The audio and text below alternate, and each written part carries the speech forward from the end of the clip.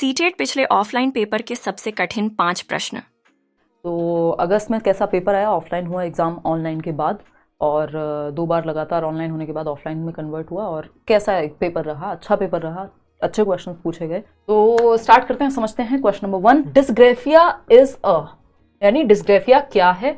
Dysgraphia क्या है? Speech disorder characterised by stuttering and errors in articulation, यानी एक भाषण विकार है जिसकी विशेषता हकलाना और उच्चारण में त्रुटियां करना है। देखिए, डिस्ग्राफिया ग्राफ बनाने से याद रखना होता है, मैंने बहुत बार कहा है। ग्राफिया का मतलब है यहां राइटिंग से, है ना। ग्राफ का मतलब है, ग्राफ किससे बनाओगे? पेन से, हाथ से, यानी लिख करके ग्राफ बनाते हो, तो उससे याद रखना है ग्राफ जहां भी आ जाए मतलब राइटिंग, फोन जहां भी आ जाए यानी साउंड, बोलने से संबंधित। ठीक, तो ये कह रहे हैं स्पीच डिसऑर्डर है जिसमें व्यक्ति हकलाएगा या फिर आर्टिकुलेशन में दिक्कत होगी, शब्दों को ठीक से बोलने में दिक्कत होगी। तो ये डिस्फेजिया हो सकता था, अफेजिया हो सकता था, बट ये डिस्ग्राफिया नहीं हो सकता। ठीक, तो ये एक बार को हम अफेजिया या डिस्फेजिया इसको कह देते। ये क्या है? लर्निंग डिसऑर्डर्स हैं जो अलग अलग, जैसे आपने वो तारे जमीन पर वाला बच्चा देखा था, ईशान अवस्थी, उसको क्या था? डिसलेक्सिया था, यानी पढ़ने में दिक्कत होती थी, है ना। तो यहां पे ये गलत हो जाएगा। Locomotor disorder characterised by gross motor impairment, तो लोकोमोटर डिसेबिलिटी होती है जिसमें हड्डियों में समस्या होती है और चलने फिरने में दिक्कत होती है, ये भी डिस्ग्राफिया नहीं हुआ। Neurological disorder characterised by trouble in forming letters and shapes, यानी एक तंत्रिकीय विकार है जिसकी विशेषता अक्षरों और आकारों को बनाने में कठिनाई है, यानी बनाने में यानी लिखने में दिक्कत है। और ग्राफिया का मतलब क्या है? यहां सीधा लिखने से है, ठीक है ना। और चाहे वो डिस्ग्राफिया हो, डिसलेक्सिया हो, डिस्कैल्कुलिया हो, डिस्फेजिया हो, ये सारे क्या है? एक तरह के न्यूरोलॉजिकल वायरिंग की प्रॉब्लम होती है, यानी बच्चे में दिमाग की कमी नहीं है, बच्चे का आईक्यू कम नहीं है। एवरेज आईक्यू वाले बच्चे को भी क्या है? डिस्ग्राफिया हो सकता है, डिसलेक्सिया हो सकता है। वो जो ईशान अवस्थी था तारे जमीन पर में, जो इतना अच्छा आर्टिस्ट बाद में बनते हुए उसको दिखाया गया, बहुत अच्छी ड्राइंग करता था, क्या उसके दिमाग में कमी थी? नहीं। इनका ब्रेन न्यूरोलॉजिकली वायर्ड होता है डिफरेंटली, यानी ब्रेन में जो चीजें चल रही होती हैं वो डिफरेंट होती हैं। हो सकता है आपको ए ऐसा दिखाई दे रहा है, इनको ए ऑपोजिट दिखाई देता हो, है ना। आपका 6 और इनका 6 ऐसा होता हो, तो इनके ब्रेन में न्यूरोलॉजिकल डिसऑर्डर है ये, कि ब्रेन में प्रोसेसिंग वैसे होती है शब्दों की या कैरेक्टर्स की, ठीक है ना। तो ये trouble in forming letters and shapes, यानी एक तंत्रिकीय विकार है जिसकी विशेषता अक्षरों और आकारों को बनाने में कठिनाई होती है। ए बनाने में उसको दिक्कत होगी। इसकी अगर आप नोटबुक देखेंगे तो एक चीज आएगी, इलेजिबल राइटिंग, यानी अपठन योग्य लेखन, ऐसा लेखन जो लेजिबल नहीं है। अगर हम डिस्ग्राफिया वाले बच्चे की बात करें तो हम ये कहेंगे कि भाई ये ऐसा लिखेगा डिस्ग्राफिया वाला बच्चा, डिस्ग्राफिया वाला जो बच्चा है, क्योंकि ग्राफ से मतलब है लिखने से, यहां पे राइटिंग डिसऑर्डर है, एक लेखन संबंधी विकार है, तो ये लिखता ऐसा है कि आप पहचान नहीं पाएंगे, इलेजिबल होगा। इलेजिबल, लेजिबल क्या होता है भाई? लेजिबल होता है पढ़ने योग्य, जिसको पढ़ा जा सके। जैसे ये जो मैंने लिखा है, होपफुली आप इसको पढ़ पा रहे होंगे, इसका मतलब ये राइटिंग लेजिबल है, पढ़ने योग्य है। लेकिन इलेजिबल क्या होगा? कुछ लोग होते हैं डॉक्टर्स की राइटिंग, हम नॉर्मल लोगों के लिए क्या है? इलेजिबल ही होती है, अपठन योग्य ही होती है, कि हम पढ़ के समझ नहीं पाते क्या लिखा है भाई, है। कई लोग होते हैं उनकी राइटिंग खतरनाक ही होती है, हम समझ नहीं पाते। बच्चे जो छोटे होते हैं कई बार वो वैसे ही लिख देते हैं, बिल्कुल कुछ और ही, एकदम जादू की भाषा में, है ना। जादू समझ रहे हो ना, कोई मिल गया वाला। तो इलेजिबल या अपठन योग्य डिस्ग्राफिया वाले बच्चे की writing. Psychological disorder characterised by lack of attention and impulsive behaviour, यानी एक ऐसा साइकोलॉजिकल मनोवैज्ञानिक विकार है जिसकी विशेषता ध्यान का अभाव और आवेगशीलता है। अचानक से गुस्सा आ जाता है, थप्पड़ लगा देगा बच्चा, या फिर ध्यान नहीं टिका पाता एक जगह पे। इसको कहते हैं ADHD, attention deficit hyper activity disorder, यानी कि अवधान में कमी और अति सक्रियता विकार कहते हैं उसको हम, एडीएचडी। तो ये अलग अलग विकार कौन सा होगा ये भी मैंने आपको बता दिया, और डिस्ग्राफिया के बारे में भी हमने बात कर दी। आगे बढ़ते हैं क्वेश्चन नंबर 2 पर। थोड़ा समय देकर के ही हम समझते हैं, जल्दी में इतने नहीं है हम, नहीं तो एनालिसिस का कोई मतलब नहीं रह जाएगा। क्वेश्चन पढ़ते हैं।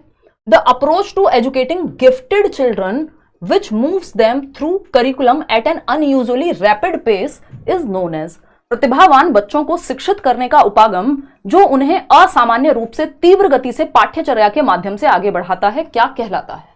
थर्ड ऑप्शन 50%, बिल्कुल। अभी भी देखिए 50% लोग ही सही जवाब इसका दे पा रहे हैं।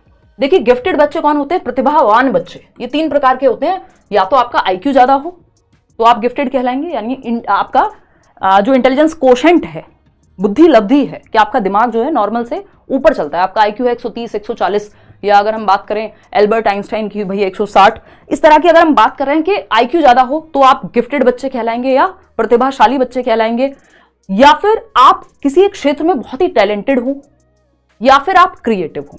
तो टैलेंटेड, गिफ्टेड, और तीसरा क्या है आपका इंटेलेक्चुअली ब्राइट, जो एकेडमिक्स में अच्छे होते हैं बच्चे। तो ये 3 कैटेगरीज आ जाती हैं गिफ्टेड में। टैलेंटेड किसको कहेंगे हम? सचिन तेंदुलकर को कहेंगे। क्रिएटिव किसको कहेंगे? हो सकता है MF हुसैन को कहें, वही जो पेंटिंग वगैरह बनाते हैं।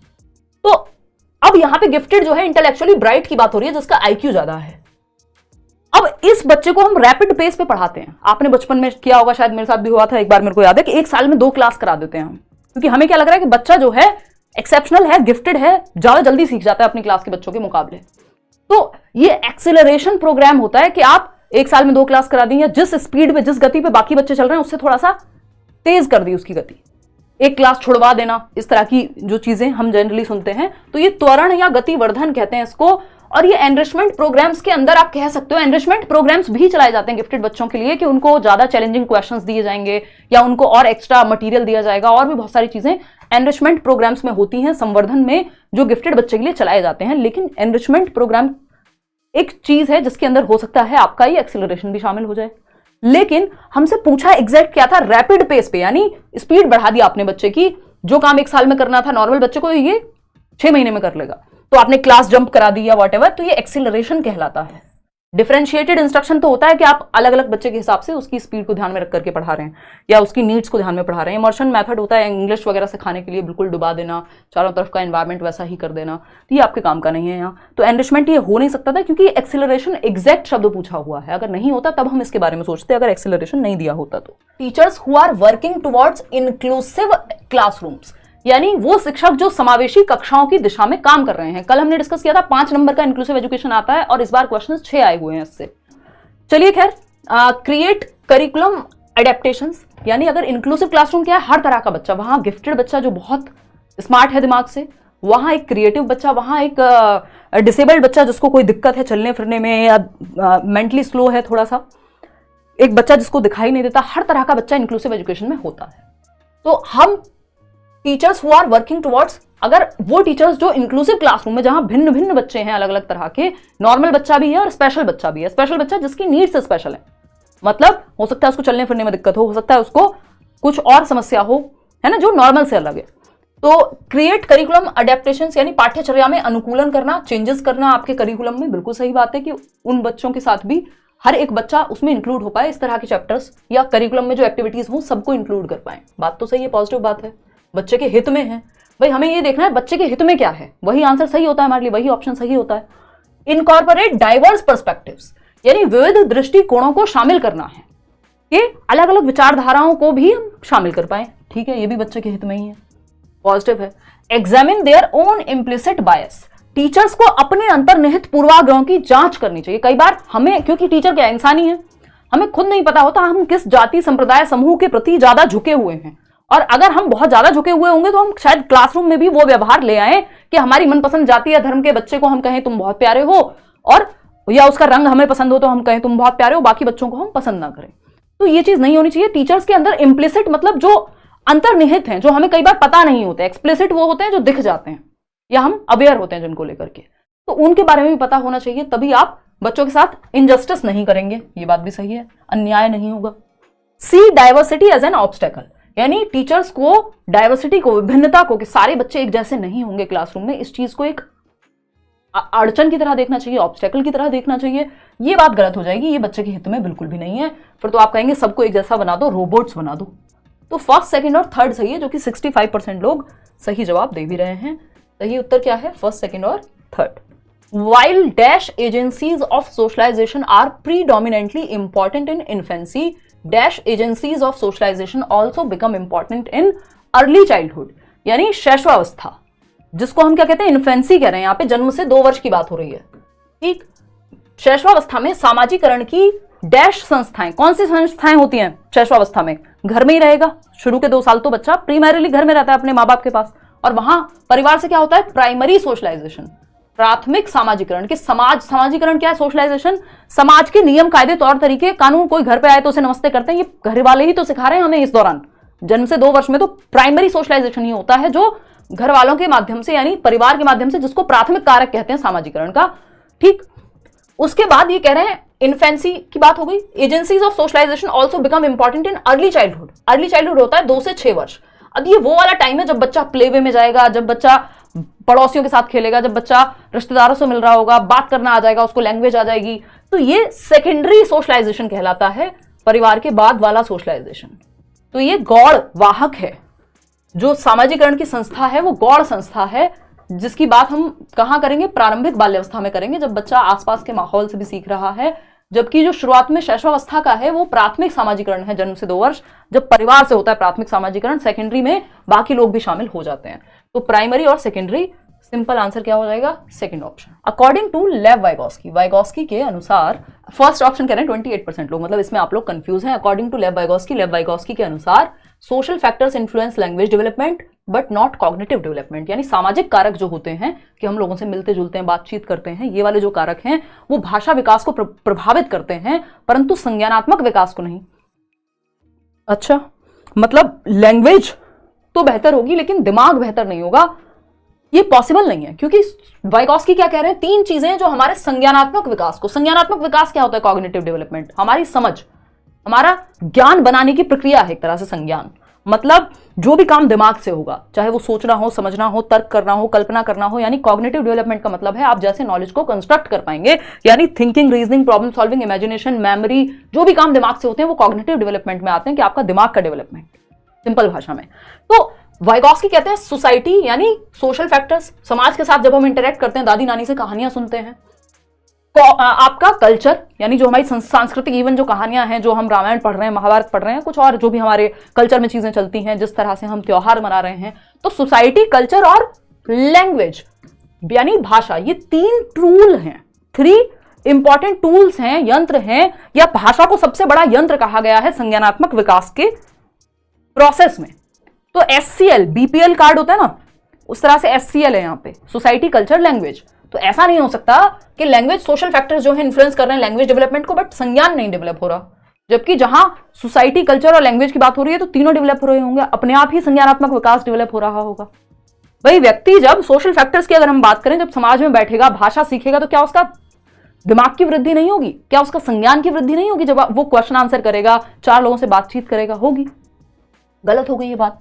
Cognitive development facilitates language development, उल्टा है।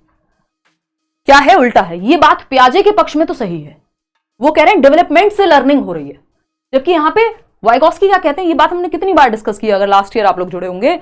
लर्निंग से डेवलपमेंट होता है, यानी लैंग्वेज टूल है संज्ञानात्मक विकास में, यानी भाषा से आप अपनी समझ को विकसित करते हैं। अगर हम किताबें ना पढ़ें, अगर आज के समय में हम देखें, रेडियो सुनते थे पहले लोग कथाएं सुनते थे, आज भी सुनते ही होंगे कुछ हद तक। अगर हम बात करें आज के समय में, पॉडकास्ट एक जरिया है, इंटरव्यूज लोग देते हैं, देखते हैं, पढ़ते हैं किताबें, ये सब क्या है? ये लैंग्वेज से ही तो हमारी समझ विकसित हो रही है। तो ऐसा थोड़ी है कि कॉग्निटिव डेवलपमेंट से लैंग्वेज डेवलपमेंट होता है, बल्कि लैंग्वेज डेवलपमेंट से हमारी समझ विकसित हो रही है। वाइगोस्की तो यही कहते हैं। तो ये बात तो गलत हो गई। Language development and cognitive development advance independent from each other, ये कई लोगों को कंफ्यूजन रहती है और कई लोग इसे गलत पढ़ा भी देते हैं कि भाषा विकास और संज्ञानात्मक विकास एक दूसरे से स्वतंत्र रूप से विकसित होते हैं। बिल्कुल भी नहीं, वाइगोस्की के केस में तो बिल्कुल भी नहीं, ये दोनों इंडिपेंडेंट हैं। लैंग्वेज अलग है, कॉग्निटिव डेवलपमेंट अलग है। नहीं, वो थॉट और लैंग्वेज की बात है कि विचार और भाषा, और वो भी कुछ हद तक, कुछ समय तक, बाद में जाकर के वो भी मिल जाते हैं वाइगोस्की के अनुसार। तो ये 2 बातों को आपको यहाँ पे, थॉट और लैंग्वेज को, कॉग्निटिव और लैंग्वेज से नहीं जोड़ देना है। तो एक ही ऑप्शन सही बचता है, language development facilitates cognitive development. कितने लोग जवाब दे पाए हैं इसका? कोई भी नहीं दे पाया। 29% लोग अभी भी बी कह रहे हैं, सिर्फ 20% लोग 4th ऑप्शन पे, अब या तो अक्कड़ बक्कड़ बम्बे बो करके जो है उन्होंने जवाब दे दिया होगा। Language development facilitates cognitive development, भाषा विकास, जैसे जैसे आपकी भाषा का विकास होता है, जैसे जैसे आप पढ़ के समझने लगते हैं, आपकी समझ भी विकसित होती है ना। तो भाषा विकास संज्ञानात्मक विकास को सुगम बनाता है कि हम चीजों को बेहतर समझ पाएं, बेहतर तर्क कर पाएं, बेहतर थिंकिंग कर पाएं। ये सब चीजें बेहतर होती हैं जब हमारी लैंग्वेज डेवलपमेंट बेहतर होगा। तो जैसे जैसे हम स्कूल में जा रहे हैं, क्या हो रहा है? बिना लैंग्वेज के कैसे सीखेंगे? तो लैंग्वेज डेवलपमेंट से कॉग्निटिव डेवलपमेंट, यानी हमारी समझ भी विकसित होती है भाषा विकास से। और लैंग्वेज क्या है? एक बड़ा टूल है। सोसाइटी, ये जो शुरुआत में हमने बात की थी, सोसाइटी, कल्चर, यानी जो लोगों से हम मिलते जुलते हैं, कल्चर, जिस कल्चर में हम रहते हैं, और लैंग्वेज। और इवन लैंग्वेज के बिना हम कल्चर और सोसाइटी में उतना अच्छा नहीं इंटरेक्ट कर पाएंगे। तो लैंग्वेज जैसे जैसे डेवलप होगी दिमाग भी अच्छा डेवलप होगा, इन दोनों में पॉजिटिव रिलेशन है। Fourth option is the right answer.